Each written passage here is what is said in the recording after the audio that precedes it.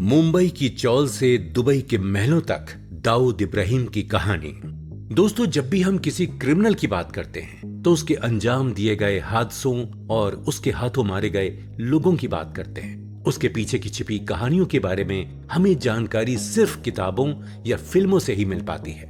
लेकिन आज हम एक ऐसी कहानी सुनेंगे जिसमें न सिर्फ एक डॉन के कारनामों की बात होगी, बल्कि उसके पीछे के कारणों की भी होगी। न सिर्फ एक खूंखार दरिंदे की गाथा सुनाई जाएगी, बल्कि एक बेटे की, एक भाई की और एक दोस्त की भी बात होगी। आज हम सुनेंगे कहानी दुनिया के सबसे बदनाम गुंडे की। एक ऐसा गुंडा जिसने शहर की गंदगी में जन्म लिया मगर पूरी दुनिया पर राज किया। एक ऐसा गैंगस्टर जो अपने से पहले आए सभी चोरों से अलग था। एक ऐसा जल्लाद जिसने बदला लेने के लिए शहर का शहर जला दिया। और एक ऐसा टेररिस्ट जिसने न सिर्फ इंडिया में बल्कि अमेरिका तक में दहशत फैलाई। जी हां दोस्तों, आज हम बात करेंगे दाऊद की, डोंगरी का सबसे नालायक लड़का। आखिर कौन है दाऊद? सिर्फ एक स्मगलर या फिर एक टेररिस्ट? शायद नहीं। दाऊद एक आम लड़का ही तो था। उसने भी सपनों के शहर मुंबई को अपना दिल दिया था। उसने भी मेरे और आपकी तरह फिल्मों से और क्रिकेट से प्यार किया था। उसका भी एक परिवार था, दोस्त थे। पर उसकी जिंदगी ने कुछ ऐसे मोड़ लिए कि आज भी हम उसके नाम को दबी जुबान में लेते हैं। आज भी दुनिया भर की सरकारें उसके पीछे हाथ धोकर पड़ी हैं। और आज भी जब कहीं कोई क्रिकेट मैच में एक आसान सा कैच छोड़ा जाता है तो हम बोल उठते हैं, जरूर दाऊद ने मैच फिक्स करवाया होगा। आज के सोशल मीडिया दौर में भी आंखों से ओझल रहने के बावजूद उसकी परछाई ड्रग्स, टेररिज्म, सेक्स ट्रेड और स्मगलिंग सभी काले धंधों पर दिखाई पड़ती है। पर सबसे पहला सवाल तो यही किया जाता है कि आखिर दाऊद है कहां? कोई कहता है कि वो पाकिस्तान में है, कोई कहता है कि दुबई में है, कोई मानता है कि वो सऊदी में पनाह लिए हुए है, और कुछ तो ये भी कहने लगे हैं कि वो अब है ही नहीं, मर चुका है। मगर एक बात तो मैं पूरे कॉन्फिडेंस के साथ कह सकता हूं कि वो जहां कहीं भी हो, उसकी जिंदगी का एक एक पहलू, उसकी एक एक कड़ी, उसका किया हुआ हर एक गुनाह और उसकी सोची हुई हर एक साजिश आज भी उतनी ही इंटरेस्टिंग है जितनी कि उस जमाने में हुआ करती थी। दाऊद ने जैसे अपने गोरख धंधे में दिमाग लगाया है, शायद ही किसी और डॉन ने लगाया हो। चाहे वो स्मगलिंग के नए तरीके हों या पुलिस से बचने के पैतरे हों, चाहे वो बदला लेने की लंबी प्लानिंग हो या दोस्ती निभाने की मिसाल, दाऊद हर बात पर औरों से आगे ही रहा है। शायद यही वजह है कि दुनिया के मोस्ट वांटेड मैन होने के बावजूद भी वो अपने सालों की कमाई हुई दौलत पर आज भी अय्याशी कर रहा है। उसके घर न जाने किस किस शहर में है। उसके आने जाने पर तो रोक टोक है, मगर कहते हैं कि वो आज भी हर जगह पहुंच ही जाता है। समंदर का बादशाह जो है, अपने स्मगलिंग के दिनों से उसके काम तो अब रिमोट कंट्रोल से चलते हैं और उसकी जेबें आज भी भरते हैं। अनुमान है कि वो $6 बिलियन का मालिक है, किसी भी छोटे देश के पूरे रेवेन्यू से कहीं ज्यादा। खबर तो यह भी थी कि सन 2000 में जब पाकिस्तान की अर्थव्यवस्था को मदद की जरूरत थी तो दाऊद ने अपनी कुछ शर्तों को आगे रखा और पूरे देश को डूबने से बचा लिया। और यह कैसे ना हो जब दुनिया के हर बुरे काम में उसको आज भी हिस्सा मिलता है। वो आज भी सरकारें गिराने की पावर रखता है और आज भी उसे पकड़ने के लिए उसके सर पर इनाम है। किसी बड़े मुजरिम को पकड़ने के लिए घोषित किया हुआ सबसे बड़ा इनाम 25 लाख रुपए का इनाम। चाहे अदालतें दाऊद को सजा ना दे पाए, मगर उसके कुकर्मों का फल तो उसे जरूर मिलेगा। 1993 के मुंबई ब्लास्ट में उसने 257 लोग मारे और हजारों घायल किए। 26/11 के हुए हमले में भी उसका हाथ साफ दिखाई देता है। कारगिल और कई छोटी मुठभेड़ों में भी पाकिस्तान के साथ उसकी सहमति रही है। यहां तक कि 2001 में हुए ट्विन टावर्स के आतंकवादी हमलों में भी उसने तालिबान का साथ दिया था। ये सभी अपराध माफ नहीं किए जा सकते। ये सभी मौतें उसके हाथ लाल करती हैं। और आज नहीं तो कल, इस नहीं तो दूसरी दुनिया में इंसाफ तो जरूर होगा। तो चलिए दोस्तों, आपको लेके चलते हैं दाऊद की जिंदगी में। उसके डोंगरी में बीते बचपन से होते हुए हम उसके दुबई फरार होने तक के सफर पर रोशनी डालते हैं और समझने की कोशिश करते हैं कि एक बड़े शहर की छोटी सी बस्ती का आम सा लड़का कैसे एक जल्लाद बन गया। आप सुनते रहिए कुकू FM। दोस्तों नमस्कार, आप सुन रहे हैं कुकू एफएम पर डोंगरी के डॉन की ऑडियो बुक। मैं हूं आरजे गौहर परवेज। कुकू एफएम सुने जो मन चाहे।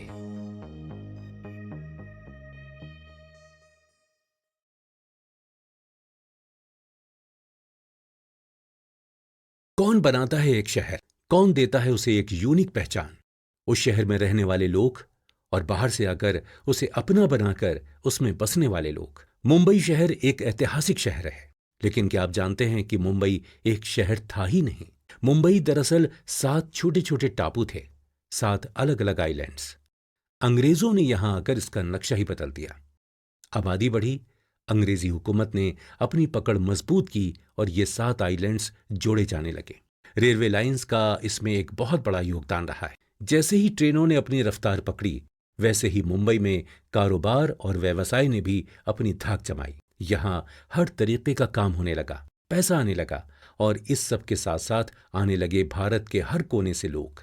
यूपी से किसान आए तो कराची से बनिए, बंगाल से कलाकार आए तो आंध्रा से सुनार। सबने अपनी अपनी जगह बनानी चाहिए इस बढ़ते हुए शहर में, क्योंकि मुंबई एक पोर्ट भी है। विदेशी यातायात, पर्यटक और आयात निर्यात ने भी अपना सिक्का जमा लिया। पुलिस प्रबंध बढ़ने लगा क्योंकि व्यापारिक झगड़े बढ़ने लगे, और इस सारी गुत्थम गुत्थी के बीच कई छोटे बड़े गुंडों ने अपना नाम बनाया। वरदराजन, हाजी मस्तान और करीम लाला, ये नाम किसी जमाने में मुंबई में दबी जबान में लिए जाते थे। इनसे ना सिर्फ आम जनता बल्कि पुलिस, प्रशासन और कई अंतर्राष्ट्रीय कंपनियां भी खौफ खाती थीं। शायद ये मानना सही होगा कि कुछ हद तक ये सभी बड़े डॉन मुंबई के लोगों के मसीहा थे। गरीबी वायरल इन्फेक्शन की तरह फैले जा रही थी, और ये सभी डॉन शायद रॉबिन हुड की तरह देखे जाते थे, जो कि अमीरों को लूट कर न केवल अपनी जेबें बल्कि कुछ गरीब समुदायों की भी मदद किया करते थे। इन सभी ने मुंबई को बड़े पर्दे पर भी मशहूर किया। इनके जीवन पर कई फिल्में बनी हैं, और आज तक लेखकों और फिल्म निर्माताओं का रुझान मुंबई के चुनिंदा डॉन्स की तरफ हमेशा ही रहता है। इस लिस्ट में मैंने दाऊद का नाम नहीं लिया है। ये दाऊद के बुजुर्ग थे, उससे पहले आए थे। इनके सामने दाऊद बस एक कल का आया छोकरा भर था। इनका दबदबा दाऊद के डॉन बनने से पहले कम होता गया, और दाऊद ने इसी मौके का फायदा उठाकर मुंबई में अपना सिक्का जमा लिया। पर हम आज की इस कहानी में आगे जंप कर गए हैं। दाऊद के डोंगरी से दुबई तक के सफर को पूरी तरह समझने के लिए हमें उसके सभी बापों के बारे में जानना होगा। मुंबई के उन दिनों के हालात को समझना होगा, और बिना किसी डर के खून और आतंक की कहानियां सुननी होंगी। वरदराजन तमिलनाडु से आया था। उसके पास कुछ नहीं था, सड़क पर रहता था, प्लेटफॉर्म पर सोता था, कुली का काम करता था, क्योंकि और कुछ करने की काबिलियत नहीं थी उसमें। छोटी मोटी चोरी भी साथ ही साथ शुरू कर दी। कहते हैं कि मुंबई सपनों का शहर है, तो वरदराजन ने भी सपने देखना शुरू कर दिए। उसे अब बड़ा बनना था, पैसा कमाना था, और जो धिक्कार बचपन से उसने सही थी, उसे पलटने के लिए समाज में रुतबा भी चाहिए था। रेलवे ट्रैक से कहीं ज्यादा मुनाफा डॉक्स पर था। मुंबई में समुद्र से ही सब कुछ आता है, ठंडी हवा, आतंकवाद और पैसा भी। वरदराजन ने डॉक्स का सामान चोरी करना शुरू किया। हर गुंडे को राज करने के लिए एक गिरोह की जरूरत होती है। उस गिरोह को जमा करने के लिए नौजवान लड़कों की जरूरत होती है। तो वरदराजन ने भी अपने ही समुदाय के तमिल लड़कों को अपने साथ जोड़ा और अपना काम बढ़ाना शुरू कर दिया। धारावी में उसका सिक्का चलने लगा। उसका नाम लेकर लोगों के अधूरे काम बनने लगे, और वरदराजन एक कुली से वर्धा भाई बन गया। मुंबई का राजा बनने के सफर में वो अकेला नहीं था। उसके सामने एक और बड़ा खिलाड़ी था, मस्तान मिर्जा। मस्तान मिर्जा उर्फ सुल्तान मिर्जा उर्फ हाजी मस्तान। ये नाम आपने शायद पहले भी सुना हो। गलत मत समझिए दोस्तों, इसलिए नहीं कि आप माफिया डॉन्स के करीबी रिश्ते वाले हैं, मगर इसलिए कि ये नाम हिंदी फिल्मों ने बहुत मशहूर किया है। दीवार फिल्म में अमिताभ का किरदार, दीवार की तमिल रीमेक में रजनीकांत का किरदार, और once upon a time in Mumbai में अजय देवगन का किरदार, ये सभी हाजी मस्तान पर बेस्ड हैं। अब क्या किया जाए, इस डॉन की कहानी है ही इतनी दिलचस्प।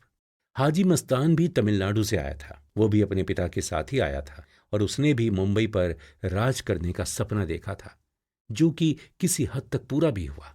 डॉग्स पर काम करते हुए मस्तान को यह अंदाजा हो गया था कि यहां ही सबसे ज्यादा पैसा बनाया जा सकता है। उसकी परवरिश भी कुछ इसी तरह हुई थी कि वो सभी को जोड़कर काम करने में विश्वास रखता था। मस्तान के गिरोह में सिर्फ मुसलमान ही नहीं थे, बहुत से हिंदू भी थे।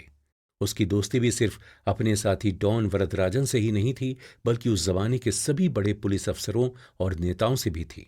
मस्तान ने जब सफलता की सीढ़ी चढ़नी शुरू की तो मुंबई में फिल्मी सितारों का बोलबाला था। हर एक बड़ा स्टार मस्तान को जानता था। मस्तान भी यह बात समझता था कि यह डॉन का कारोबार सारी उम्र का धंधा नहीं है, इसलिए उसने फिल्मों में पैसा लगाना शुरू किया। डोंगरी, सियोन और मतुंगा में कई मार्केटों में मस्तान ने दुकानें खरीदी और युवा पीढ़ी को काम पे लगा दिया। और शौकीन तो था, उसने अपने लिए मुंबई के सबसे पॉश इलाकों में बंगले भी खरीदे। मर्सिडीज से कम किसी गाड़ी में वो आता जाता नहीं था और कपड़े एकदम जगमग सफेद पहनता था। स्मगलिंग के काम को आगे बढ़ने के लिए उसने गुजरात के डॉन से भी हाथ मिलाया। वर्धा तो उसके साथ था ही, मगर एक और गैंग को मस्तान ने पनाह दी, और वो गैंग था बॉडी बिल्डरों का गैंग। वो थी मुंबई की मसल पावर, और वही था जिसको मस्तान ने अपने साथ लेकर पूरे मुंबई अंडरवर्ल्ड को एक छत के नीचे लाकर खड़ा कर दिया। वो गैंग था पठान गैंग, और उस गैंग का लीडर था करीम लाला। करीम लाला हमेशा से लाला नहीं था, वह अफगानी पठान था, अब्दुल करीम शेर खान। बेहतर कल की तलाश में वो भी अपने परिवार के साथ छोटेपन में ही मुंबई आ गया था। उसकी भी डॉक्स पर मजदूरी करते ही शुरुआत हुई, पर जल्द ही करीम लाला मुंबई के बाकी पठानों के साथ भिंडी बाजार में उठने बैठने लगा। पठानों का काम लेनदारी का था। वो गुजराती और मारवाड़ी लालाओं के लिए रिकवरी एजेंट्स का काम करता था। क्यों? क्योंकि वो पश्तून थे, पहाड़ी पठान। लंबे चौड़े और भारी आवाज वाले इन पठानों को बड़ी शातिरता से इस्तेमाल में लाया मुंबई शहर। जहां कोई फ्लैट खाली करवाना हो या फिर किसी रईस बिजनेसमैन को धमकाना हो, पठान गैंग को काम सौंपा जाता था। करीम लाला धीरे धीरे पठान गैंग का लीडर बन गया। उसने अपने कामों में किडनैपिंग, जुआ, सट्टेबाजी और सुपारी लेकर मर्डर करना भी शामिल कर दिया। हालांकि मुंबई में वो अकेला ऐसा गैंग चलाने वाला नहीं था, पर जैसे ही उसने वर्दा भाई और हाजी मस्तान से हाथ मिलाया, वो मुंबई के खौफ का बेताज बादशाह बन गया। दाऊद इन तीनों और ऐसे कई छोटे डॉन्स को देखते हुए बड़ा हुआ। उसका वास्ता इन तीनों से पड़ा, मगर जहां ये पुरानी पीढ़ी के लोग हाथ मिलाकर काम करने में विश्वास रखते थे, वहीं दाऊद और उसकी डी कंपनी सिर्फ अपना दबदबा जमाना चाहते थे। कहते हैं कि चोरों में सबसे ज्यादा ईमान होता है। अगर पढ़े लिखे नेताओं और बिजनेसमैन की तुलना में देखा जाए तो ये बात सच भी है। मगर दाऊद ने गैंगस्टर होने की परिभाषा को पूरी तरह से बदल दिया। उसे जो चाहिए था वो हासिल करने के लिए वो किसी भी हद तक जाने को तैयार था। उसे पैसा तो चाहिए था, मगर उसके साथ साथ उसे दुश्मनों से बदला भी लेना था। मस्तान की तरह वो इज्जत का भूखा भी था। करीम लाला की तरह पुराना चावल भी बनना चाहता था, और वर्धा भाई की तरह अपनी कौम के हक में काम भी करने का जोश रखता था। पर वो डॉनी क्या, जिसको राजगद्दी से मोह ना हो। दाऊद को जो चीज सबसे ज्यादा चाहिए थी वो थी मुंबई नगरी। बिना किसी कंपटीशन के, बिना किसी मुकाबले के, बिना किसी संदेह के दाऊद मुंबई का राजा बनने के लिए तैयारी कर रहा था। दोस्तों, दाऊद की कहानी बताने से पहले दाऊद के पिता इब्राहिम की बात करना और उनके स्वभाव को समझना बहुत जरूरी है। तो आइए हम आप सभी लिसनर्स को एक किस्सा बताते हैं, जिसमें दाऊद के हाथों की गई पहली चोरी और उसके पिता इब्राहिम से उसको मिली पहली मार, दोनों का लेखा जोखा है। मेरी मेहनत की कमाई है इब्राहिम भाई, और ये लड़का उसे ऐसे छीन लिया जैसे परचून की दुकान से मूंगफली। ये कहते हुए रईस बहुत रोया। वो मुंबई में नया नहीं था, मगर अभी हाल ही में उसने अपने पैर जमाने शुरू किए थे। सुबह 4 बजे उठकर टिफिन लाने ले जाने का काम पहले महीने ही हुआ था, और अपनी पहली कमाई से उसने एक सोने की चेन खरीदी थी। सोना उन दिनों काफी डिमांड में था। लोग मानते थे कि सोना ही सबसे सुरक्षित इन्वेस्टमेंट है। रईस भाई, क्या आपको यकीन है मेरा दाऊद ही था? इब्राहिम कास्कर ने जवाब जानते हुए भी पूछा। रईस ने हां में सिर हिला दिया, और इब्राहिम कास्कर की गर्दन शर्म से झुक गई। ऐसा पहली बार हुआ था, मगर यह आखिरी बार नहीं था। उसने रईस से वादा किया कि उसका सोना उसे वापस मिल जाएगा। रईस ने इब्राहिम भाई के हाथ चूमे और अपने आंसू पोंछता हुआ घर लौट गया।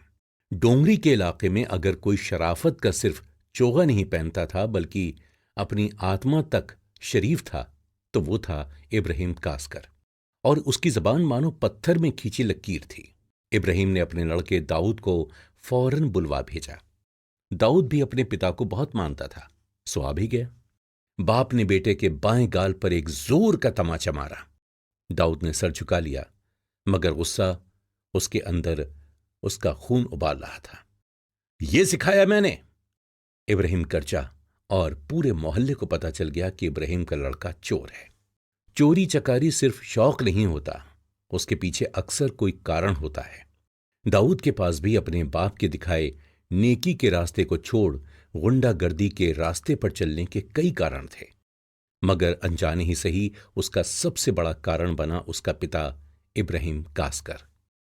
इब्राहिम अपने परिवार को लेकर रतनगिरी से मुंबई आया और वहां उसे पुलिस में कांस्टेबल की नौकरी मिल गई। ये इज्जत का काम था और इब्राहिम खुश था, मगर इज्जत के साथ पैसे का बैर ही रहता है, तो इब्राहिम का परिवार गरीबी में ही अपने दिन काटता था। ऊपर की कमाई के खिलाफ रहने वाला इब्राहिम अपने सभी साथी हवलदारों से पैसों में पीछे रह गया, मगर उसकी ये ईमानदारी उसके अफसरों को इतनी पसंद आई कि पुलिस में उसका ओहदा बढ़ता चला गया और देखते ही देखते वो हेड कांस्टेबल बन गया। आजकल की तुलना में यह लगेगा कि हेड कांस्टेबल बन जाना कोई बड़ी बात नहीं है, मगर हमें समझना होगा कि ये बात 1960 यानी 1960 के दशक की मुंबई की है। मुंबई की पुलिस फोर्स में एक हेड कांस्टेबल बहुत बड़ी हस्ती माना जाता था। उसके पास न केवल पुलिस वर्दी की पावर थी, बल्कि समाज का सपोर्ट भी था। डोंगरी में जब किसी को कोई भी परेशानी होती, वो हेड कांस्टेबल इब्राहिम भाई के पास अपनी अर्जी लगाता। इब्राहिम तो ईमानदार था, इसलिए उसने अपने ओहदे से पैसे नहीं कमाए, मगर हां, नाम इतना कमाया कि अंडरवर्ल्ड के सरगना भी उसकी इज्जत करने लगे। जब पूरा मुंबई करीम लाला और हाजी मस्तान के नाम भर लेने से डरता था, तब इब्राहिम कासकर एक लौता ऐसा इंसान था जो उन दोनों की बैठकों में बिना इनविटेशन और बिना बताए जा सकता था। उसे कोई नहीं रोकता था, उसकी बात टालने वाला कोई नहीं था, और उसके दिए हुए सुझाव मुंबई के डॉन भी सर आंखों पर रखते थे। तो सवाल ये उठता है कि आखिर फिर ऐसा क्या हुआ कि दाऊद ने अपने पिता के कमाए नाम को मिट्टी में मिला दिया? क्यों वो ऐसे रास्ते पर चल पड़ा जहां से वापस लौटना नामुमकिन था? इन सवालों का जवाब दाऊद के बचपन में ही कहीं छिपा हो शायद। आइए कहानी के अगले पड़ाव में मैं आपको इन सब सवालों को समझाने की कोशिश करता हूं, इनके जवाब कुरेदने की कोशिश करता हूं। मुबारक हो, राजयोग लिए लड़का पैदा हुआ है। अमीना भी निराले शाह बाबा को बड़ा मानती थीं। उनके पति को ये बात खास पसंद नहीं थी, मगर अपनी बीवी को खुश रखने के लिए वो अक्सर बाबा के मजार पर चादर चढ़ाया करते थे। एक बार जब वो दोनों अपने बड़े बेटे के पैदा होने के बाद बाबा के मजार पर माथा टेकने गए, तो पीर बाबा ने अमीना बी और इब्राहिम के चेहरे को देखकर कहा, तुम्हारा एक ही लड़का है? नहीं, एक और होगा, और वो बड़ा होगा, बहुत बड़ा। उसकी छाप इस दुनिया पर ऐसी पड़ेगी कि पीढ़ियां याद रखेंगे उसे। ये कहकर पीर बाबा वापस अपनी समाधि में चले गए, मगर इब्राहिम का चेहरा कैसे खिल सा गया था। उसको लगा कि आज पहली बार खुद ऊपर वाले ने उससे बात की है। उसने बाबा की बात को इतना मान दिया कि अब अमीना बी की जिद करने से पहले ही इब्राहिम मजार पर चादर चढ़ाने चला जाया करता। ऐसा नहीं है कि इससे पहले इब्राहिम ऊपर वाले में विश्वास नहीं रखता था या उसे मानता नहीं था, पर शायद उसे भी पीर बाबा की बात सुनकर ये आभास हो गया था कि उसका होने वाला दूसरा बेटा खास होगा, इस दुनिया पर राज करने वाला होगा। 26 दिसंबर 1955 के दिन कासकर परिवार में आखिर वो खुशी की लहर दौड़ ही गई। एक बेटे ने जो जन्म लिया था। पीर बाबा की बात को ध्यान में रखते हुए इब्राहिम ने अपने लड़के का नामकरण किया। एक ऐसा नाम सोचा जो न सिर्फ राजयोग की भविष्यवाणी पर खरा उतरे, बल्कि स्वभाव में मधुरता और रगों में बल भी रखे। बाइबल और कुरान में एक ऐसे ही देवता का जिक्र किया गया है जिसका नाम है डेविड, या अरबी में कहें तो दाऊद। दाऊद को वरदान था कि वो लोहे को अपने हाथों से मोड़ दे, अपनी आवाज की मधुरता से पक्षियों की उड़ान को रोक दे और अपने शौर्य से पूरे ब्रह्मांड की ऊर्जा निचोड़ दे। डोंगरी के दाऊद को ये सभी वरदान तो नहीं मिले थे। उसे अगर कुछ मिला था तो सिर्फ सौभाग्य, अपने पिता की ईमानदारी में कैद एक गरीब जिंदगी जीने का। कास्कर परिवार में पैसों की इतनी कमी थी कि दाऊद के पैदा होने पर डोंगरी में जो पार्टी दी गई उसके पैसे करीम लाला ने दिए। किसको पता था कि आने वाले कुछ सालों में दाऊद करीम लाला के सामने खड़ा होकर मुंबई पर अपना हक जमाने की बात करेगा। दाऊद की पढ़ाई एक इंग्लिश मीडियम स्कूल में शुरू हुई। उसके पिता को दाऊद की हस्ती पर इतना भरोसा था कि उन्होंने अपने बड़े लड़के साबिर को स्कूल से निकलवाकर दाऊद की पढ़ाई पर सारा खर्चा करने का निर्णय लिया। हालांकि दाऊद और साबिर की बहनें भी थीं, मगर वो जमाना पुराना था, समाज की सोच भी पुरानी थी, और फिर निचले तबके में रहने वाले कास्कर परिवार के ऊपर तो समाज का भार भी था। इस बात को सही साबित करना अब असंभव है, पर शायद इब्राहिम कास्कर चाहता था कि दाऊद पुलिस में बड़ा अफसर बने। इस सपने को पूरा करने के लिए ही शायद उसने दाऊद को स्कूल के बाद ट्रैफिक पुलिस वॉलेंटियर में भर्ती करा दिया। दाऊद को छुटपन से ही ये सब पसंद नहीं था। इतनी मेहनत करना और थक हार कर वही सूखी दाल रोटी खाना उसे अच्छा नहीं लगता था। कहते हैं कि मुंबई में सच्चे सपने देखने वालों के हालात देर सवेर बदलते ही हैं। कास्कर परिवार के हालात भी बदले, लेकिन अच्छे के लिए नहीं। एक केस के चलते मुंबई पुलिस के बड़े अफसरों की कामचोरी को छुपाने के लिए हेड कांस्टेबल इब्राहिम को सस्पेंड कर दिया गया। जहां वैसे ही पैसों की तंगी के कारण राशन पानी मुश्किल हो रहा था, वहां अब बिन चाहे उपवास होने लगे। खाना सबसे जरूरी चीज होता है, तो इसलिए दाऊद को उसके महंगे स्कूल से निकलवाना पड़ा। 1965 का समय था और 10 साल का दाऊद अब अपने बड़े भाई के साथ दिन भर बस आवारागर्दी करता दिखता था। डोंगरी और जेजे एरिया के अय्याश लड़कों के साथ उसका उठना बैठना शुरू हो गया। क्रिकेट का शौक भी दाऊद को उसी वक्त से लगा। खाली समय से वो बाकी लड़कों के साथ जेजे स्क्वायर में क्रिकेट खेला करता। गावस्कर की स्ट्रेट ड्राइव से लेकर पटौदी का स्टाइल उसे सब पसंद था। इब्राहिम अब अपने लड़के के ऊपर नजर नहीं रख पा रहा था। उसका पूरा ध्यान अपने परिवार को चलाने में था। इब्राहिम किसी बुरे धंधे में हाथ नहीं डालता था, मगर अब उसे बुरे लोगों के लिए काम करना ही पड़ा। उस समय का सबसे बलवान पठान बाशु पठान था। इब्राहिम कास्कर ने बाशु पठान के दरबार में जाकर उससे काम मांगा। इब्राहिम को तो सभी जानते थे, तो उसे काम भी मिल गया, मगर ईमानदारी फिर आड़े आ गई। इब्राहिम ने किसी भी गोरख धंधे से वास्ता रखने से इनकार कर दिया और बाशु पठान के छोटे मोटे डिलीवरी और पैसा पहुंचाने के काम करने लगा। घर का किराया न दे पाने की वजह से कास्कर परिवार डोंगरी से मुसाफिर खाना शिफ्ट हो गया, और मुसाफिर खाना ही वो मोहल्ला बना जहां डी कंपनी का पहला हेडक्वार्टर खुला। दाऊद सिर्फ 14 साल का था जब उसने रईस चाचा का सोना चुराया था, लेकिन ये उसके गलत रास्ते पर चलने की इकलौती कहानी नहीं थी। दाऊद, साबिर और कई और डोंगरी के लड़के अब बोहरी मोहल्ले में दहशत फैलाने लगे थे।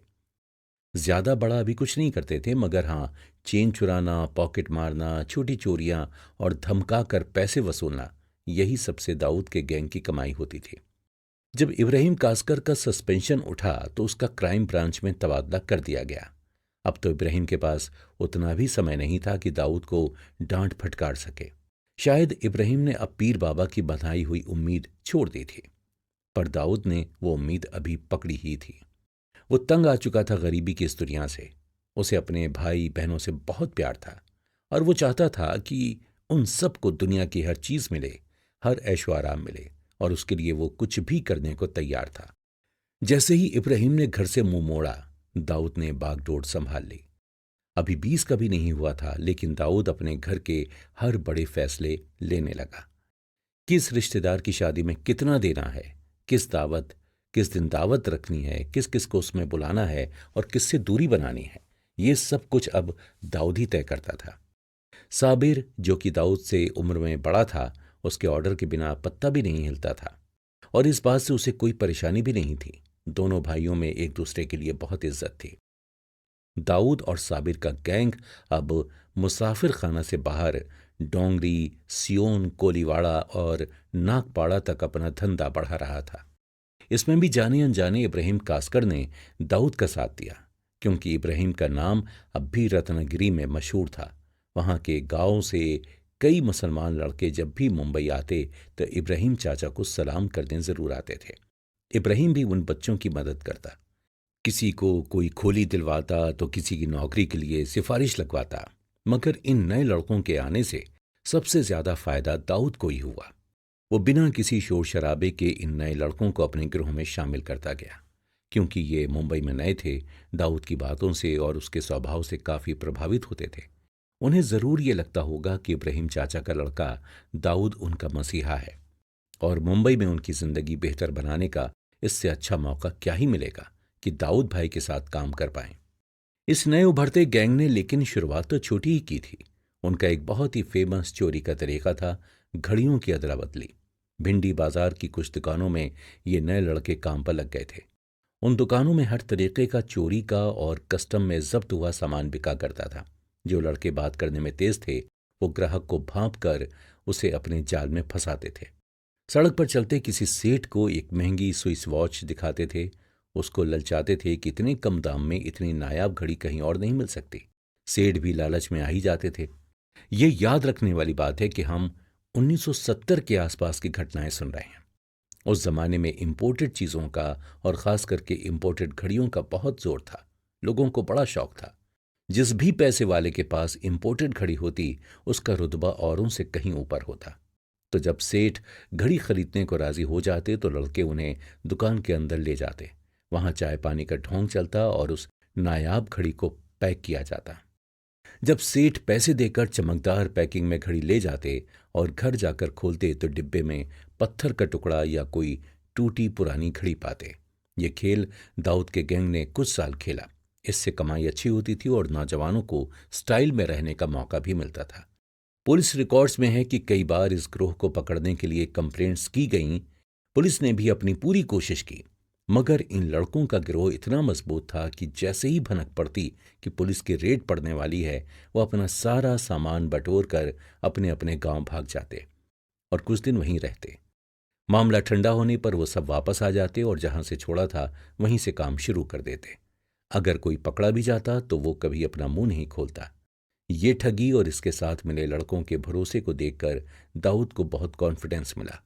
उसे लगने लगा कि वो अपना परचम थोड़ा और फैला सकता है, वो थोड़ा और डेयरिंग कर सकता है, और उसका देखा हुआ मुंबई पर राज करने का सपना सच में पूरा हो सकता है। भारत एक डेमोक्रेसी है और अनगिनत मजहब होने के बावजूद इस देश का सबसे बड़ा त्योहार है इलेक्शन। 1972 की बात है। मुंबई बहुत सी कॉन्स्टिट्यूएंसीज में बटा हुआ था। आजकल की सेल्फिश दुनिया नहीं थी तब। पड़ोसी पड़ोसी को जानता था, पहचानता था। पूरे मोहल्ले को पता होता था कि उनके एरिया का नेता कहाँ रहता है और उसके साथ कौन सा दादा काम करता है। डोंगरी और आसपास के मोहल्लों का दादा था बाशू पठान, और बाशू पठान का सपोर्ट था वहां के विधायक मौलाना बुखारी को। मौलाना ने इलेक्शन से पहले मधुमक्खी के छत्ते में हाथ दे डाला था। उसने बाशू पठान से हाथ छुड़ा लिया। बाशू दादा को यह बात हजम नहीं हुई और उसने मौलाना बुखारी को इलेक्शन में हराने का फैसला कर दिया। इलेक्शन हुए और रिजल्ट आया। जो होना था वही हुआ। मुस्लिम लीग का एक कैंडिडेट जो मौलाना बुखारी के विरोध में खड़ा हुआ था, वो जीत गया। आखिर वोट देने वालों को बाशू पठान के साय में ही रहना था, तो उसका फरमान भला कैसे टाल देते। पर अपनी हार के बाद भी मौलाना बुखारी तिगड़म लगाता रहा। उसने इलेक्शन कमीशन में अपील दाखिल की कि मुस्लिम लीग ने धांधली से वोट बटोरे हैं। यही नहीं, मौलाना ने एक दूसरी चाल भी चली। एक ऐसी चाल जिससे मौलाना का तो कोई फायदा नहीं हुआ, मगर दाऊद का बाशू पठान से आमना सामना होने की नींव जरूर पड़ गई। मौलाना बुखारी इब्राहिम कास्कर के पास पहुंचा और उनसे बोला कि ये जो सभी लड़के यूं ही आवारा फिरा करते हैं, चोरियां अंजाम दिया करते हैं, उनको मजहब के काम में लगाया जाए। इब्राहिम तो पक्का मुसलमान था ही, सो मौलाना की बात भला कैसे टालता। उसने अपने लड़कों को बुलाकर फरमान दिया कि जो भी मौलाना कहें वो करो। मौलाना के नेतृत्व में यंग पार्टी खुली। उसमें सभी दाऊद के ग्रोह के लड़के शामिल हो गए। मौलाना की साख दूर तक थी तो और भी लड़के जुड़ते चले गए। मौलाना का उद्देश्य तो था कि इलेक्शन के रिजल्ट को पलट दिया जाए, मगर इलेक्शन कमीशन ने उसकी डाली हुई अर्जी खारिज कर दी। अगर वो अर्जी मंजूर हो जाती तो शायद दाऊद गैंग की मदद से मौलाना बुखारी विधायक बन जाते, और शायद दाऊद भी समझ जाता कि नेतागिरी में ही उसके जीवन का मकसद छुपा हुआ है, और शायद आज भी हम दाऊद को इलेक्शन में खड़ा देख रहे होते, और क्या पता अपने वोट भी उसे दे रहे होते। लेकिन ऐसा हुआ नहीं। मौलाना तो अपनी हार मान कर पर्दे के पीछे चला गया, मगर यंग पार्टी ने अपनी पहचान बना ली थी। दाऊद उसका लीडर बना और बाशु पठान की हथेली में फांस की तरह चुभने लगा। यंग पार्टी से मौलाना के जाने के बाद यंग पार्टी का इलेक्शन लड़ने से भी नाता छूट गया। दाऊद ने इस मौके का फायदा उठाते हुए अपना पैसे कमाने का काम आगे बढ़ाया। अब वो और उसके लड़के यंग पार्टी की आड़ में पैसे वालों से चंदा वसूल करते। कभी किसी गरीब बहन की शादी की दुहाई देते, तो कभी ईद के जश्न की, तो कभी मैयत उठाने के खर्चे की। जब कोई पैसे देने से इनकार करता तो उसको दाऊद का खौफ दिलाया जाता। ये काम बहुत ही बढ़िया चलने लगा। इसमें कोई मार काट भी नहीं थी और हर साल पैसे आने का आश्वासन भी था। 1974 में एक दिन दाऊद गैंग के एक लड़के को बाशु दादा के भाई हामिद ने बहुत पीटा। वो रोता बिलखता दाऊद के पास पहुंचा और पूरी कहानी सुनाई। दाऊद गुस्से से आग बबूला हो रहा था। उसको ये बिल्कुल मंजूर नहीं था कि कोई उसके किसी लड़के पर हाथ उठाए। वो चाहता तो बड़े आराम से हामिद को सबक सिखा सकता था, पर वो अपना गुस्सा पी गया। वो जानता था कि बाशु पठान बड़ा डॉन है। उसके दाऊद के पिता इब्राहिम कास्कर पर भी कई एहसान थे। मगर हामिद ने एक गलती कर दी। उसने जाकर बाशु पठान के आगे खुद ही मान लिया कि उसने दाऊद के एक लड़के को पीटा है। बाशु पठान ने हामिद को जोर का तमाचा लगाया, लेकिन हामिद ने भी बिना डरे सफेद झूठ बोल दिया। उसने कहा कि दाऊद ने बाशु को माँ बहन की गालियां दी, इसलिए उसने मौका पाते ही उसके एक लड़के को पीटा। बाशु पठान जानता था कि दाऊद उसे पसंद नहीं करता है। उसने हामिद की रची हुई ये कहानी मान ली और इब्राहिम कास्कर और साबिर को बुलवा भेजा। इब्राहिम हाथ जोड़े बाशु की सभा में आया। पूरा किस्सा सुनने के बाद उसने बाशु पठान से माफी मांगी। माफ करने के बजाय बाशु पठान ने इब्राहिम को बहुत बेइज्जत किया। इब्राहिम को याद दिलाया कि उसके 14 बच्चे बाशु के टुकड़ों पर पलते हैं और अगर बाशु उसके परिवार की मदद ना करे तो वो सब भूखे मर जाएंगे। इब्राहिम तो हाथ जोड़े सर झुकाए सब कुछ सुनता रहा, मगर साबिर से यह जिल्लत बर्दाश्त न हुई। साबिर ने दाऊद को पूरी दास्तान सुनाई। दाऊद का चेहरा गुस्से से लाल हो गया। वो जानता था कि बाशु ने उसके परिवार पर बहुत एहसान किए हैं, मगर उसे ये भी मालूम था कि बदले में उसके पिता इब्राहिम कास्कर ने बाशु का लाखों का माल कस्टम से छुड़वाया है। बाशु पठान जिस मर्सिडीज में घूमता था, उसे खरीदने में इब्राहिम कास्कर का भी हिस्सा है। उसने मन ही मन ठान लिया कि इस बेइज्जती का बदला वो बाशु पठान से जरूर लेगा। अब आप सोच रहे होंगे कि अब खून की नदियां बहेंगी, अब दाऊद का क्रिमिनल्स की लिस्ट में नाम शामिल किया जाएगा। पर दाऊद को समझना जरा मुश्किल है। वो कुछ भी वैसा नहीं करता जैसा एक उभरते डॉन से उम्मीद की जाती है। इस बार भी दाऊद ने कुछ अलग ही सोच रखा था। अपने भाई साबिर की नसीहत के खिलाफ दाऊद ने बाशु पठान पर हमला करने का इरादा पक्का किया। उसे पता था कि बाशु हर फ्राइडे दोपहर को नमाज पढ़ने मस्जिद आता है। इस वक्त ना उसके पास बंदूकें रहती हैं और न ही ज्यादा पठान। इससे अच्छा मौका नहीं हो सकता। तो पूरी प्लानिंग के साथ दाऊद ने अपने लड़कों को तैनात कर दिया। जैसे ही बाशु पठान नमाज पढ़कर बाहर निकला, दाऊद के गैंग ने उस पर हमला बोल दिया। नहीं नहीं, एक भी गोली नहीं चली, एक चाकू तक नहीं उठा। हमला हुआ, खून भी बहा, मगर हमले का हथियार अनोखा था। सोडा की बोतलें। लड़कों ने एक के बाद एक दे दनादन बोतलें फेंकना शुरू की। पूरा पठान गैंग सख्ते में आ गया। बाशु जानता था कि एक ना एक दिन दाऊद अपने बाप की बेइज्जती का बदला लेने जरूर आएगा, मगर उसके बाप ने भी कभी नहीं सोचा होगा कि इस तरह से आएगा। उसे समझ नहीं आया कि इस वार का जवाब कैसे दे। कांच की बोतलें उनके सर पर, मुंह पर और हाथों पर फूटती रहीं। खाल में शीशे के छोटे छोटे टुकड़े घुसे जा रहे थे और खून धीरे धीरे रिसने लगा था। दाऊद बोतलें फेंक रहा था और अपने दुश्मन की हालत देखकर हंस रहा था। बाशु को यह बर्दाश्त नहीं हुआ कि कल का आया लौंडा उसको उसके ही लोगों के सामने बोतलों से मार मार कर उस पर हंस रहा है। उसने सीधा दाऊद की तरफ हमला करना चाहा। बाशु पठान लंबा चौड़ा पहलवान था। दाऊद उसके सामने कुछ भी नहीं था। ये बात दाऊद को भी पता थी और वो इसके लिए तैयार भी था। जैसे ही बाशु पठान दाऊद पर अकेला लपका, उसने एक बक्सा आगे किया और अंदर से लाइट बल्ब निकालकर वो बरसाना शुरू कर दिए। बाकी लड़कों को भी दाऊद के इस प्लान के बारे में पता था। दाऊद ने उनको ऑर्डर दे रखा था कि जैसे ही बाशु उस पर अकेला हमला करे, वो सब बाकी पहलवानों को घेर लें और उन पर बोतलों और बल्बों की बौछार जारी रखें। बल्ब के बारीक टुकड़ों से चोट तो लगी रही थी, मगर कांच के चूरे से बदन पर जलन भी हो रही थी। इतनी चोट खाकर तो हाथी भी घुटने टेक देता, पर बाशु खड़ा रहा। उसका ड्राइवर अब तक समझ गया था कि यह लड़ाई आज जीती नहीं जा सकती। वो मर्सिडीज पार्किंग से निकाल कर लाया और बाशु को अंदर डाला। लड़कों ने बोतलें बरसाना जारी रखा। अब बाशु के शरीर के बाद उसके अहंकार पर वार हो रहा था। मर्सिडीज के पीछे का शीशा टूट गया, उसकी टेल लाइट भी चकनाचूर हो गई। बाशु पठान आज पहली बार हार मानकर मैदान से भाग रहा था। ये पूरा नजारा नमाज पढ़ने आए सभी लोग दूर खड़े होकर देख रहे थे। कुछ बच्चे तो बोतलों की मार को तमाशा समझकर तालियां भी बजा रहे थे। भले ही किसी ने अपने मुंह से ये बात उस दिन ना कही हो, मगर सब समझ गए थे कि उनका अगला दादा कौन है। लेकिन दाऊद का प्लान अभी बाकी था। उसे पता था कि अगर बाशु का अहंकार तोड़ना है तो पूरी तरह तोड़ना होगा, वरना वो जब पलट कर वार करेगा तो पूरे गैंग का सफाया ही कर देगा। दाऊद अपने लड़कों को लेकर फौरन बाशु के दरबार तेमकर मोहल्ला पहुंचा।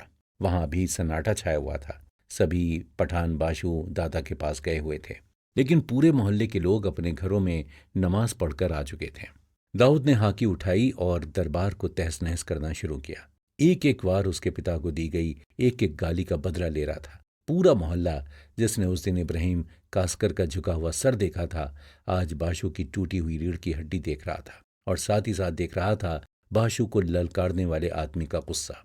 मेज, कुर्सी, तंबू, बम्बू और यहां तक कि बाशु पठान के पहलवानों के लिए खास रखी हुई बादाम दूध की मशीन भी तोड़ दी गई। ये दाऊद की दूरअंदेशी और राजनीतिक समझ ही थी कि वो बाशु पठान के स्वभाव को जानता था। उसे पता था कि इतनी बेइज्जती होने के बाद बाशु फौरन कुछ नहीं करेगा। वो ये तक जानता था कि बाशु अपना चेहरा अपने लोगों में अब कई महीनों तक नहीं दिखाएगा। कुछ लोग ये भी मानते हैं कि दाऊद के इस प्लान में एक तीसरी कड़ी भी थी। 1 महीने बाद ही मुंबई पुलिस ने बाशु को गिरफ्तार कर लिया। उस पर लगाए हुए पुराने मुकदमों में अब कोई सबूत हाथ लग गए थे। ये करनी दाऊद की थी या उसकी किस्मत की, ये तो पता नहीं, मगर इस वजह से दाऊद को एक मौका मिला और उसने पहली बार वो रणनीति का इस्तेमाल किया जिसके लिए आने वाले समय में उसे याद किया जाता रहा। दाऊद ने बाशु पठान के बाहुबली खालिद से हाथ मिला लिया। खालिद को कभी वो इज्जत नहीं मिली थी जिसका वह हकदार था, और दाऊद ये बात न सिर्फ जानता था बल्कि इसका इस्तेमाल कैसे करना है ये भी समझता था। इस घटना के बाद दाऊद का सिक्का पूरी तरह से जम गया। अब कोई उसे नीची नजर से नहीं देखता था। डोंगरी का ये 17 साल का शेर अब बड़े जंगल में शिकार करने के लिए तैयार था। हाजी मस्तान की फोटो आए दिन पेपर में छपा करती थी। इसलिए नहीं कि वो स्मगलर था और पुलिस उसके पीछे थी, बल्कि इसलिए कि वो हर बड़ी फिल्मी पार्टी और मुहूर्त पर मौजूद होता था। हाजी मस्तान ने कभी खुद को मुंबई का डॉन नहीं बोला। वो हमेशा पब्लिक की आंखों के सामने रहता था। उसके सारे काले धंधे सबको खुश करते हुए ही चलते थे, चाहे वो पुलिस हो, नेता हो या फिर बड़े इंडस्ट्रियलिस्ट। दाऊद को मस्तान की ये बात बिल्कुल नहीं पसंद आती थी। वो समझता था कि मस्तान अपनी पावर का फायदा उठाता है और बुरा बनने से भी बचता है। उसे ये भी लगता था कि इसी वजह से मुंबई के बाकी डॉन्स को सभी बहुत ही बुरी नज़र से देखते हैं। ये तो तय था कि अगर किसी को मुंबई पर राज करना है तो उसे हाजी मस्तान के ऊपर से गुजर कर निकलना पड़ेगा। लेकिन दाऊद एक मौके के इंतजार में था और उसके सामने मस्तान की भरे बाजार बेइज्जती करने का मौका आ ही गया। दाऊद के 2 लड़कों को हाजी मस्तान के किराए के 2 पठानों ने बहुत बेरहमी से मारा। ये साल 1974 की बात है। दाऊद अब 19 साल का हो गया था। हालांकि डोंगरी में उसको सब एक दादा के रूप में जानने लगे थे। बाकी मुंबई में उसे कोई नहीं पहचानता था। जैसे ही दाऊद को यह खबर मिली, उसने मन ही मन बदला लेने की मुहिम तैयार की। वो जानता था कि मस्तान को बाशु की तरह अहंकार तोड़कर नहीं हराया जा सकता। मस्तान को अपनी एक ही चीज पर नाज था और वही उसकी इकलौती कमजोरी भी थी, यानी पैसा। दाऊद ने प्लान बनाया कि मस्तान का पैसा लूटा जाए। डॉक्स पर आने वाला स्मगलिंग का माल जब बिकता था तो उसका एक हिस्सा मस्तान को पहुंचा दिया जाता था। पैसा पूरा कैश में ही इधर से उधर ट्रांसफर किया जाता था। इस काम को करने के लिए मस्तान ने कई मारवाड़ी सेठों को काम दिया हुआ था। वो सेठ खरीदार पार्टी से पैसा लेकर उसे मस्तान के बताए हुए एड्रेस पर ले जाया करते थे।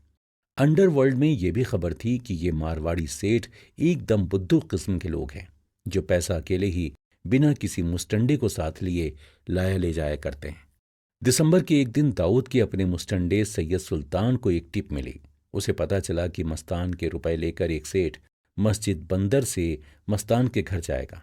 बस दाऊद को यही सुनने का इंतजार था। उसने 2 टुकड़ियां तैयार की, एक को कार्निक बंदर ब्रिज के पास और एक को मुसाफिर खाना के पास तैनात किया। ये सब कुछ काफी फिल्मी अंदाज में हो रहा था।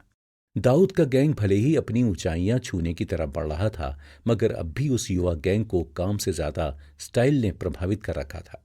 इन्फॉर्मर को साथ लिए सैयद सुल्तान ब्रिज पर खड़ा हर जाने वाली टैक्सी के अंदर देख रहा था। एक टैक्सी की तरफ इशारा करते हुए इन्फॉर्मर ने कहा कि यही वो सेठ है जो मस्तान के 5 लाख रुपए लेकर जा रहा है। टैक्सी ब्रिज के नीचे से गुजरी और सैयद सुल्तान उसके पीछे दौड़ा। कुछ किलोमीटर आगे दाऊद अपनी टुकड़ी के साथ खड़ा स्टाइल मार रहा था। मुंह में सिगरेट, शर्ट के कॉलर तने हुए, ऊपर की 4 बटन खुले हुए और आंखों पर काला चश्मा। दाऊद और उसके साथी किसी फिल्म के सितारों से कम नहीं लग रहे थे। वो इंतजार कर रहे थे और धुएं के छल्ले उड़ा रहे थे। आपस में हंसी मजाक भी चल रहा था। कोई अगर उन्हें उस समय देखता तो ये नहीं कह सकता था कि ये मुंबई के बदमाशों की गिनती में सबसे ऊपर आने वालों में से हैं। फिर इंतजार खत्म हुआ। दाऊद ने सैयद सुल्तान को भागते हुए देखा और समझ गया कि अगली टैक्सी में ही पैसा आ रहा है। एक ठेले को धकेलते हुए उसने टैक्सी को रोका। अब दाऊद गैंग के पास सिर्फ बोतलें ही नहीं, देसी कट्टे, चाकू और चेनें भी थीं। सेठ बंदूक की नली देखकर कांपने लगा। ड्राइवर भी सहमा हुआ आंखें मूंदे अपने भगवान को याद कर रहा था। दाऊद ने गरजती हुई आवाज में पूछा, माल कहाँ है? सेठ ने फौरन अपना बैग आगे कर दिया। दाऊद ने उसे खोलकर देखा तो उसमें कुछ 2 लाख ही थे। दाऊद को गुस्सा आ गया। उसके पास खबर 5 लाख की थी। उसने फिर अपनी आवाज बुलंद की, शाना बनता है, बाकी का पैसा कहाँ है? सवाल अभी पूरा भी ना हो पाया था कि ड्राइवर ने आगे वाली दराज खोली और एक काला डिब्बा दाऊद के लड़के को दे दिया। पूरा पैसा हाथ लगते ही सभी लड़के इधर उधर गलियों में खो गए। ये चोरी उस वक्त की सबसे बड़ी चोरियों में से मानी जाती है। इसका पुलिस रिकॉर्ड भी आज तक मौजूद है। अगर ये मस्तान का काला धन होता तो ये खबर किसी को ना लगती, मगर ये तो मेट्रोपॉलिटन कोऑपरेटिव बैंक का पैसा था। इन्फॉर्मर ने गलत टिप दी थी। दाऊद मस्तान पर अपनी जीत का जश्न ही मना रहा था कि अगले दिन शहर के सभी छोटे बड़े अखबारों में दाऊद की फोटो छप गई। इतनी बड़ी बैंक डकैती आज तक मुंबई में नहीं हुई थी। पुलिस ने बैंक की कंप्लेंट दर्ज की और मारवाड़ी सेठ ने दाऊद की शिनाख्त की। इब्राहिम कास्कर को अखबार में अपने लड़के का ये कारनामा पढ़कर उस पीर बाबा की बात याद आई। आज दाऊद के पास शोहरत भी थी और ताकत भी। शायद इसी दिन के लिए उसने भविष्यवाणी की थी। पुलिस ने बाकी लड़कों को तो पकड़ लिया, मगर कुछ 2 हफ्तों तक दाऊद और साबिर की कोई खबर नहीं मिली। क्राइम ब्रांच के अफसरों ने इब्राहिम को भी कांटेक्ट किया। वो जानते थे कि इब्राहिम जबान का पक्का है, तो जैसे ही इब्राहिम ने उनसे वादा किया कि वो अपने दोनों लड़कों को पुलिस के हवाले कर देगा, पुलिस निश्चिंत हो गई। इब्राहिम ने अपने सभी रिश्तेदारों और साथियों को काम पर लगा दिया। उसे अपने लड़कों को ढूंढना ही था। जब तक वो उन्हें पकड़कर जेल में नहीं डलवा देता, उसको समाज के सामने सर उठाकर चलने की इज्जत नसीब नहीं होती। एक दिन किसी ने इब्राहिम को आकर बताया कि उसके लड़के बाइकुला में किसी रिश्तेदार के घर पर छुपे हुए हैं। इब्राहिम वहां गया और उन्हें घसीटता हुआ पहले अपने घर लाया। अमीना बी के लाख मना करने पर भी अपने दोनों जवान लड़कों को इब्राहिम ने अपनी पुरानी पुलिस बेल्ट से रात भर पीटा। कहा जाता है कि उस रात मुसाफिर खाने में कोई नहीं सोया। सब इब्राहिम, दाऊद और साबिर की चीखें सुन रहे थे। अगले दिन बिना खाना पानी दिए इब्राहिम खून से लथपथ दाऊद और साबिर को टैक्सी में डालकर पुलिस स्टेशन ले गया। पुलिस वालों ने उन लड़कों की हालत देखकर उन्हें और मारना ठीक नहीं समझा, क्योंकि पैसा बरामद हो गया था तो सजा भी कम हुई। दाऊद और उसका भाई साबिर जेल में रहे, मगर जल्द ही बाहर भी आ गए। इस सीनाजोरी के बाद दाऊद का बड़ा नाम हुआ। हाजी मस्तान को भी खबर लगी कि डोंगरी का एक छोकरा जिगर रखता है और आगे चलकर काम का हो सकता है, मगर दाऊद को किसी से काम नहीं था। उसका तो मकसद अभी भी अधूरा था। मगर भले ही दाऊद ने मस्तान के पैसों पर चोट ना पहुंचाई हो, वो उसकी नजर में जरूर आ गया था, और साथ ही साथ अपने चहीते मुंबई की नजर में भी। मौलाना बुखारी के साथ हाथ मिलाने के बाद और यंग पार्टी का लीडर बनने के बाद दाऊद को पता था कि राजनीति उसके राजयोग को पूरा करने के लिए एक कारगर रास्ता हो सकती है। बैंक डकैती के 2 साल बाद दाऊद ने एक बार फिर राजनीति में अपने हाथ डालने चाहे, और इस बार उसके साथ थे राजनीति के 2 बड़े पिलर्स, जर्नलिज्म यानी कि मीडिया और पुलिस। इकबाल नतीक एक युवा पत्रकार था। वो भी रत्नागिरी से मुंबई आया था और इब्राहिम कास्कर को अच्छे से जानता था। मुंबई के न्यूज़पेपर्स में काम करने के बाद उसने अपना एक खुद का अखबार निकाला। वो डोंगरी का ही था तो उसको वहीं से पेपर शुरू करने का आइडिया आया। उन दिनों का जर्नलिज्म आज की तरह प्रोफेशनल नहीं था। छोटे छोटे नए पत्रकार सभी अपने अपने इलाकों के बारे में लिखते थे। ज़्यादातर सभी अपने खुद के पेपर या मैगजीन निकाल लेते थे। ऐसा करने से उन्हें मुनाफा भी होता था और अपने इलाके में उनका नाम भी हो जाता था। नातिक ने भी जब अपना पेपर लॉन्च किया तो पूरे डोंगरी ने उसका समर्थन किया। दाऊद नातिक को बहुत पसंद करता था। उसको नातिक में अपनापन नजर आता था। सिर्फ इसलिए नहीं कि वो भी रत्नागिरी का था, उससे भी एक बड़ी वजह थी, नातिक अपने अखबार में पठान गैंग के बारे में बुरा भला लिखा करता था। कब कौन से पठान ने किसको मारा और किसको धमकाया, ये सारी खबर नातिक के अखबार राजदार में आए दिन छपा करती थी। दाऊद को ये सब पढ़कर बहुत मजा आता था और उसे लगता था कि नातिक की सोच उससे कितनी मिलती है। दुश्मन का दुश्मन दोस्त होता है, तो नातिक से दाऊद ने दोस्ती कर ली। दाऊद के लड़कों से नातिक को सारी अंदर की खबरें मिलती और दाऊद के कहने पर नातिक किसी भी पठान के खिलाफ कुछ भी छापता, जिससे पठानों का जीना हराम हो जाता। जब दाऊद ने राजनीति की तरफ रुख करना चाहा तो उसे इकबाल नातिक से अच्छा साथी कहीं दिखाई नहीं दिया। नातिक का सपोर्ट करते हुए दाऊद ने उसे 1977 के लोकसभा चुनाव में निर्दलीय कैंडिडेट बनाकर खड़ा किया। पूरा डोंगरी मोहल्ला उसे जुटाने में जुट गया। दाऊद का हाथ नातिक के सर पर था, ये सभी जानते थे, मगर वो लोग ये नहीं जानते थे कि बाजी दोनों तरफ से खेली जा रही थी। चुनाव के पहले पुलिस प्रशासन में अफरा तफरी मची रहती है। सब चाहते हैं कि सारे मुजरिम अंदर कर दिए जाएं, ताकि जनता को ये दिखाया जा सके कि सब कितना अच्छा चल रहा है और स्थायी सरकार एकदम जनहित का ही सोचती है। डोंगरी पुलिस स्टेशन में आए ऑफिसर लीखा पर ऊपर से बहुत ज्यादा प्रेशर था। पठान गैंग सबसे ज्यादा मारकाट और चोरी चकारी कर रहा था, पर वो इतने बलवान थे कि पुलिस भी उनका सामना करने से डरती थी। लीखा पहले भी डोंगरी थाने में काम कर चुका था। वो जानता था कि अगर करीम लाला, जो कि पठान गैंग का लीडर था, उस तक ये बात पहुंचा दी जाए कि अपने लड़कों को लगाम लगाकर रखें, तो शायद इलेक्शन होने तक ही सही बात बन जाए। पर यह काम करेगा कौन? एक ही आदमी था जो करीम लाला के पास जाकर गुहार लगा सकता था, इब्राहिम कासकर। लीखा ने इब्राहिम को थाने बुलवाया। इब्राहिम को डर था कि कहीं उसके लड़कों ने फिर कोई बड़ा कांड तो नहीं कर दिया। मगर जैसे ही वो लीखा के ऑफिस में घुसा तो लीखा ने उसका ऐसा दिल खोल कर वेलकम किया कि उसका सारा डर हवा हो गया। सालों के बाद उसे पुलिस से इतनी इज्जत नसीब हुई थी। लीखा ने इब्राहिम से कहा कि करीम लाला से जाकर बात करे। ये पठान जो आए दिन दंगे करते हैं, लूटपाट करते हैं और औरतों का शोषण तक करने से बाज नहीं आते, उनका अंत होना जरूरी है। इब्राहिम कासकर ने लीखा की पूरी मदद करने का वादा किया, मगर साथ साथ ये भी कहा कि अब उसकी डोंगरी में वो पुरानी वाली साख नहीं बची है। पर लीखा को तो यही एक रास्ता दिखाई दे रहा था, सो उसने अपनी उम्मीद बनाए रखी। दिन बीते, हफ्ते बीते और फिर कुछ महीने, मगर पठान गैंग की लगाम कसती नहीं दिख रही थी। लीखा की उम्मीद टूट सी गई। इब्राहिम कासकर अब सच में उतना प्रभावशाली नहीं रहा था जितना एक दशक पहले तक हुआ करता था। अब लीखा के सामने कोई उपाय नहीं था, या शायद यूं कहें कि उपाय तो था, मगर पुलिस की वर्दी उसे वो देखने से रोक रही थी। डोंगरी पुलिस थाने में इकबाल नातिक का आना जाना लगा ही रहता था। कभी किसी मुजरिम से इंटरव्यू करना होता था, कभी किसी टिप को पुलिस के हाथ साथ बांटना होता था और कभी बस यूं ही हाल चाल जानने चला जाता था। ऐसी ही एक मुलाकात के वक्त नातिक ने लीखा का उतरा हुआ चेहरा देखा तो पूछ डाला कि आखिर प्रॉब्लम क्या है। लीखा ने नातिक को बताया कि पठान गैंग को रोकने का उसका इकलौता आइडिया फेल हो चुका है। नातिक कुछ देर तक चुप रहा और सोचता रहा। फिर उसके मुंह से बस एक ही शब्द निकला, शोले। लीखा को कुछ समझ नहीं आया। नातिक ने शोले फिल्म का एक डायलॉग बोला, जब सीधी उंगली से घी ना निकले तो उंगली टेढ़ी कर लेनी चाहिए। शोले का हर डायलॉग हिंदुस्तान का बच्चा बच्चा जानता था। बस कुछ ही शब्दों में लीखा को सारी बात समझ में आ गई, पर उसके मन में अब भी एक सवाल था कि आखिर वो टेढ़ी उंगली होगी किसकी। नातिक ने फिर से एक डायलॉग मारा, इस बार अपना खुद का ओरिजिनल। बाप को आजमा लिया, अब बेटे को आजमा कर भी देख लो।